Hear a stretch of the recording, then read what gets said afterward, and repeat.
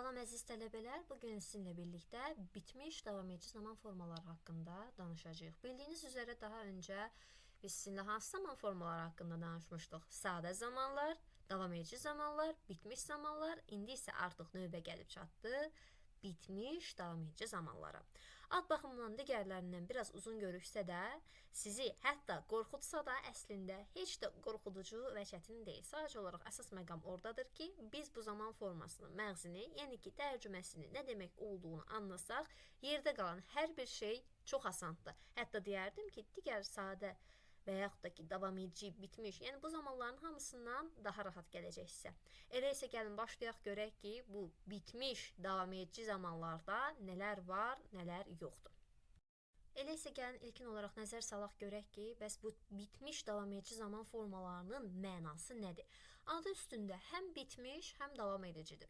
Deməli, onda birinci biz nəzər salmalıyıq görək ki, bitmiş zamanlarda nə eləyirdik, davam edicilərdə nələrlə məşğul idik. Bitmiş zaman o zamanları idi ki, hadisə, iş baş tutub və nəticəsi göz önündə idi. Bu zaman biz deyirdik ki, istifadə etməli olduğumuz zaman forması bitmiş zamandır. Yox, əgər ki, hərəkət davam edirsə müəyyən bir zaman dilimində, onda istifadə etdiyimiz zaman forması olurdu davam edici zaman. Deməli, buradan müəyyən qədər başa düşə bilərik ki, bitmiş davam edici zaman formaları elə bir zamandır ki, bu hərəkət müəyyən bir zaman daxilində davam edibdir və davam elədiyi müddətdə də onun nəticəsi göz önündə olubdur. Həm özündə bitmişliyi, həm də davam ediciliyi özündə saxlaya bilir.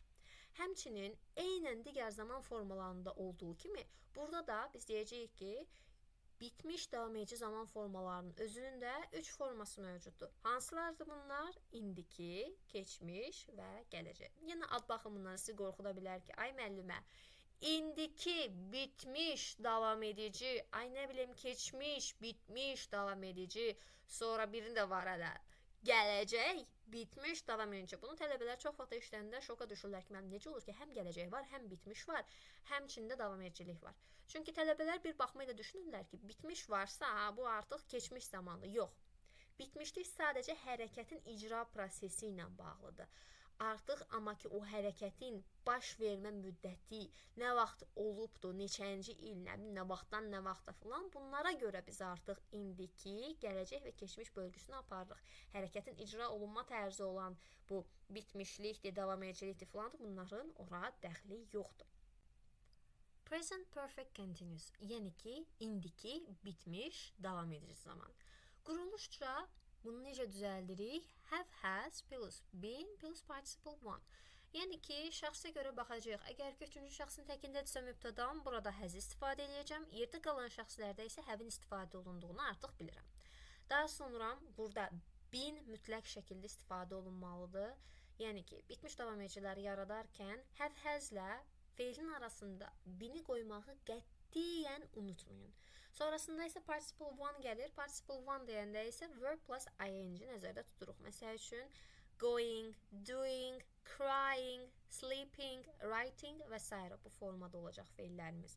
Zaman zərflərinə baxası olsaq, məsəl üçün for 3 minutes, yəni ki 3 dəqiqə müddətində, 3 dəqiqə boyunca, for a long time, uzun müddətdir ki, since 7 o'clock, yəni ki saat 7-dən bəri və s. Yəni bu formalarda bizim zaman zərflərimiz ola bilər. Ki, baxırıq ki, bu zaman zərfləri eynən bizi hansıları xatırladır? Bitmiş zamanda olanları da, elə ona görə də biz deyirik ki, bitmiş davam edicilər çox asandır. Əgər ki, məna cəhətdən, həmçinin qayda cəhətdən biz bitmişləri və bir qədər davam ediciləri biliriksə, bu zaman formasında bizim üçün çətin heç bir şey ola bilməz. Bir neçə nümunəyə də baxası olsaq, da ki, Ali has been reading this book for 2 days. Yəni ki, Əli 2 gündür ki, bu kitabı oxuyur. 2 gündür başlayıb da oxumağa, hələ də davam eləyir, amma müəyyən qədər oxuyubdur və nəticə var göz önündə, düzdürmü? 2 gündə oxuyur, ta 100 səhifə oxuyubdur və bu artıq oxuduğu 100 səhifə hərəkətin müəyyən qədər sübutudur, icra olunduğunu göstərir, nəticəsidir, amma hələ də davam eləyir oxumağa. Bəlkə 5 dəqiqə sonra artıq 105-ci səhifəni oxumuş olacaq və yaxud da ki 1 saat sonra bütün kitabı oxuyub qurtaracaq. Bunu bilmirik. Amma ki, müəyyən vaxt müddətində oxuyubdur, hələ də oxumağa davam edir və hərəkətinin icrasına aid sübut həmçinin nəticədə mövcuddur. Başqa bir nümunəyə baxası olsaq, it has been raining since yesterday. Yəni ki, dünəndən bəri yağış yağır. Dünəndən başlayıb da yağış hələ də davam eləyir. Həmçinin nəticəsi də var. Yəni gözlə baxırsan pəncərədən çölə, görürsən ki, aha, yağış yağır. Dünəndən başlayıb hələ də yağır. Hər yer gölməçədir. Bu formada da yenə nə edirik? Biz indiki bitmiş davam edici zamanımıza uyğun nümunə deyə bilirik. Beləliklə keçid alırıq keçmiş, bitmiş, davam edici zaman formalarına. Yəni ki, past perfect continuous. Quruluşu olduqca sadədir.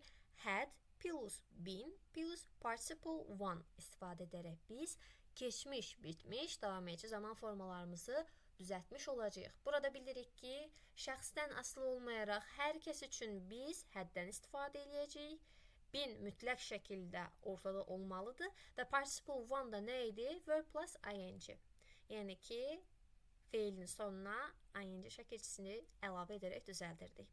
Zaman zərflərində elə bir problem yoxdur, çünki zaman zərfləri cəhətdən bizə demək olar ki, eyni gələcək. Past perfect continuous, future perfect continuous, həmçinin present perfect continuous. Sadəcə olaraq burada müəyyən məqamlar olacaq ki, gərək fikir verəsiniz ki, past perfect continuous da ola bilər ki, məsəl üçün yesterday istifadə olunsun və yaxud da ki, last week və yaxud da ki, daha əvvəl baş vermiş bir tarixi sizə göstərə bilərlər. Amma ki, ümumi olaraq since və fordan istifadə edəcəyik. Necə ki, present perfect continuous'da vurğulamışdıq o formada.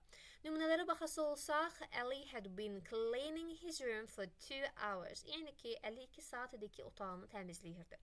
Hadisə keçmişdə baş veribdi.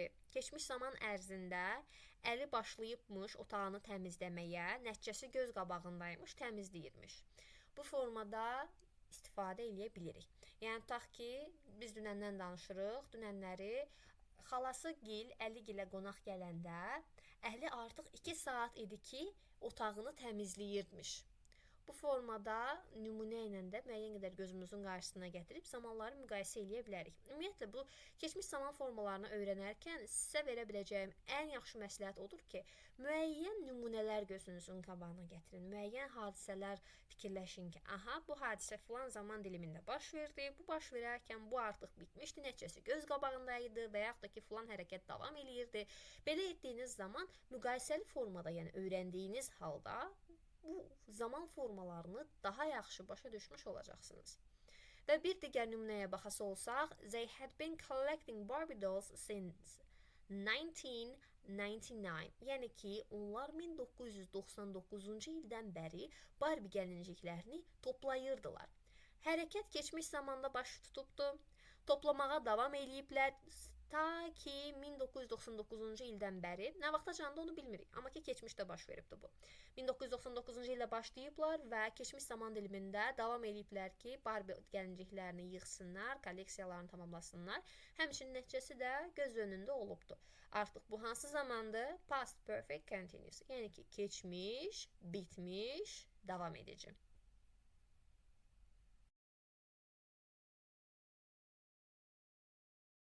Gələcək, bitmiş, davam edici zaman formaları. Belə ki, bu zaman formalarını düzəldərkən bizə lazım olan quruluş necədir? Will have və yaxud da ki, shall have plus been plus participle one deyərək biz gələcək, bitmiş, davam edici zaman formalarını düzəltmiş olacağıq.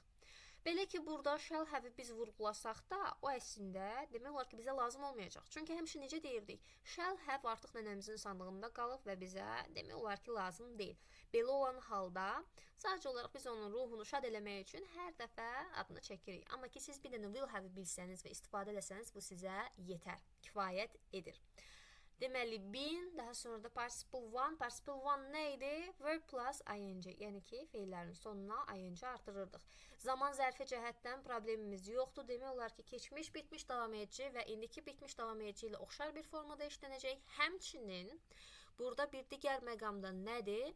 Yəni, oxşar zaman zərflərdir, amma ki, müəyyən qədər gələcək bildirənləri də həmin o zaman zərflərinin arasında görə bilərik. Məsəl üçün, tomorrow olsun, next Monday olsun, next February olsun və s. Bunlarla rastlaşa bilərik. Amma ümumi olaraq elə bir çətinlik yoxdur. Həmçinin nümunələrə gəlin göz gəzdirək. By next May, I will have been living here for 3 years. Yəni ki, gələn maya kimi mən burada 3 il yaşamış olacağam.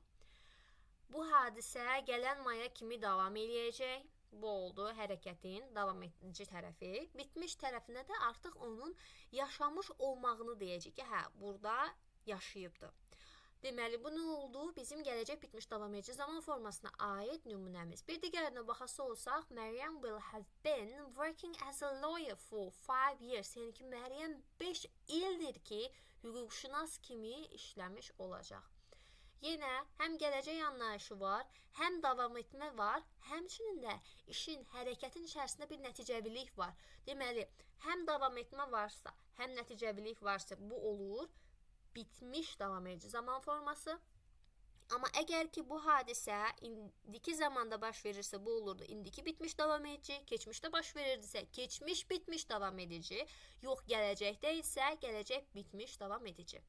Beləliklə biz artıq müəyyən qədər bilmiş olduq ki, indiki bitmiş davam edici necə düzəlir və nə kimi biz onun mənalarını bilib fərqləndirə bilərik. Həmçinin keçmiş bitmiş davam ediciləri və gələcək bitmiş davam ediciləri. Müəyyən qədər gəlin müqayisə eləyək görək ki, bu 3 müxtəlif zamanın nə kimi oxşar və fərqli cəhətləri ola bilər və nümunələrə də baxaq. Belə ki, present perfect continuous-u necə düzəldirdik? Have, has been plus verb ing ilə. Məsəl üçün, I have been studying for 2 hours. Yəni ki, 2 saatdır oxuyuram. Hərəkət hələ də davam edir və nəticəsi də göz önündədir. Past perfect continuous-a baxası olsaq, onu düzəltmək üçün bizə lazım olanlar had been plus verb ing ilə. Nümunə üçün baxası olsaq, he had been working before he got sick. Yəni ki, xəstələnməzdən əvvəl işləyirdi. Hərəkət keçmiş zamanda şəxs xəstələnənə dək davam eləyibdi və nəticəsi göz önündəymiş. Bu hansı zaman oldu? Past perfect continuous, yəni ki, keçmiş, bitmiş, davam edici zaman forması. Və son olaraq növbəti zaman formamıza baxırıq. Future perfect continuous, yəni ki, gələcək, bitmiş, davam edici. Baxıram ki, onun formulasında istifadə elədiklərim will have been plus verb ing-li. Tutaq ki, by next month, they will have been living here for a year. Yəni ki, növbəti aya qədər 1 il olacaq ki, onlar burada yaşayırlar. Gələcək zamanacan hərəkətimiz davam eləyir və nəticəsi də göz önündə olur. Bu oldu hansı zaman? Gələcək, bitmiş, davam edici. Future perfect continuous. Və son olaraq gəlin onları bir qədər də araşdıraq. Yəni ki, perfect continuous və perfect continuous deyərək. Sanki bir Venn diaqramı varmış kimi araşdıracağıq. Perfectdə biz əsasən nəticə axtarırıq. Bitmişdi, yaxı deyirdik, nəticəsi göz önündə olan hərəkət. Daha sonra continuousda isə hərəkətin davam etməsi. Əgər söhbət perfect continuousdan isə gedirsə, bu zaman deyirik ki, hərəkət davam eləyib və nəticəsi də göz önündədir. Nəticəsi də var. Nə qədər vaxt davam eləyibdir? Bu sualımızdır və cavabımız da davam edib və indi nəticəsi var deyəcəyik. Beləliklə bir dərs videosunun daha sonuna gəlib çatmış olduq. Ümid edirəm ki, bitmiş davam edici zamanlar sizə müəyyən qədər aydın oldu. Daha yaxşı bu qaydaları qavramanız üçün özünüzdə qeydlər aparmağı, təkrar etməyi, həmçinin müvafiq testləri işləyərək biliklərinizi möhkəmləndirməyi unutmayın. Bir sonraki videolarda görüşənədək sağ olun.